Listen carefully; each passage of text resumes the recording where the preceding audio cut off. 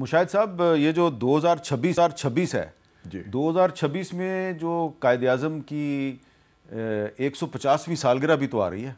Yes, this is the most important anniversary. इसलिए कायद-ए-आज़म ने पाकिस्तान को हमें आज़ादी दी, हम आज़ाद मुल्क के आज़ाद बाशिंदे, और जो टू नेशन थ्योरी है, जो बुनियाद है पाकिस्तान के नज़रिया पाकिस्तान की, दो कौमी नज़रिया, वो अब जिंदा हो गया है बांग्लादेश में भी। और इंडिया ने जो कर रहा है वो उससे साबित हो गया कि कायद-ए-आज़म की जो सोच थी, कायद-ए-आज़म का नज़रिया था, वो तारीख लेकिन सही साबित किया। आज का पाकिस्तान क्या कायद-ए-आज़म का पाकिस्तान है?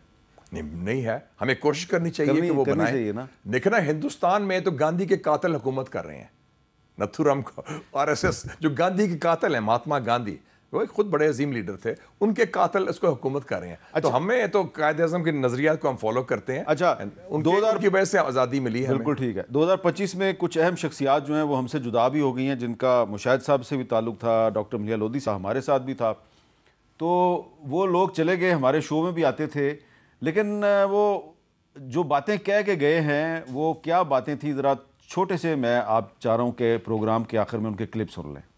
सही पॉलिसी है कि हम मजहबी इंतहा पसंदी और दहशतगर्दी का मुकाबला करें, और सिर्फ अफवाज पाकिस्तान ही ना करें, सब मिल के करें। अच्छी बात है किस तरीके से आप सोल्यूशंस की बात कर रहे हैं, बहुत कम सियासत। ये मैं आपसे बिल्कुल अर्ज कर रहा हूँ, सोल्यूशंस की बात करते हैं। मेरी जिंदगी के आखिरी ओवर चल रहे हैं। अच्छा, आखिरी ओवर है? मेरी जिंदगी के आखिरी ओवर चल रहे हैं। जितने भी ज़बानें पाकिस्तान में बोली जाती हैं, इन सबको नेशनल स्टेटस मिलना चाहिए। अफसोस की बात यह है कि मुश्तरका मजलिसों में हमारा तर्ज़ गुफ्तगू, तर्ज़ तकल्लुम और होता है, अपनी अपनी मस्जिदों में जाके थोड़ा सा बदल जाता है। मौत एक दफ़ा आती है, बार बार नहीं आती है। मौत हक है, वक्त उसका मुकर्रर है।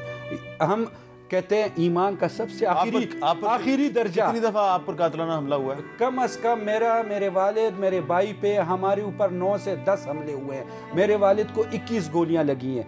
मेरे मतलब भाई पे जो है खुदकुश हमला हुआ है। हमारे घर पे 3-3, 4-4 घंटे रॉकेट लाइट।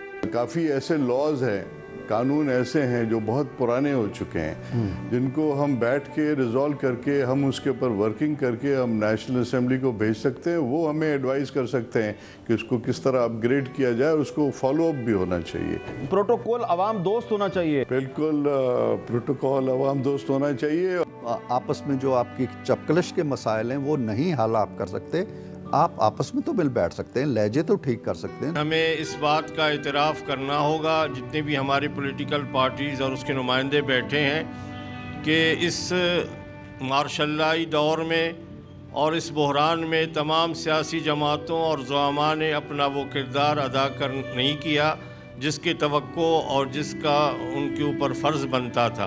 मुस्तक़बिल के बारे में सोचना चाहिए और अपने हमारे इख्तलाफात, हमारी रंजिशें, जेलों में जाना, तकलीफ़ें, दुख, सबको ख़त्म करके हमें एक कौमी मफ़ाहमत के जज्बे के तहत आगे बढ़ना चाहिए, ताकि हम मुल्क के मसाइल को हल करें। मुशाहिद साहब, भट्टू साहब जाते जाते कह गए कौमी मुफ़ाहमत की तरफ जाएँ। मैं तो वही कहता हूँ, दस्त शफा हीलिंग टच, एक ही रास्ता है।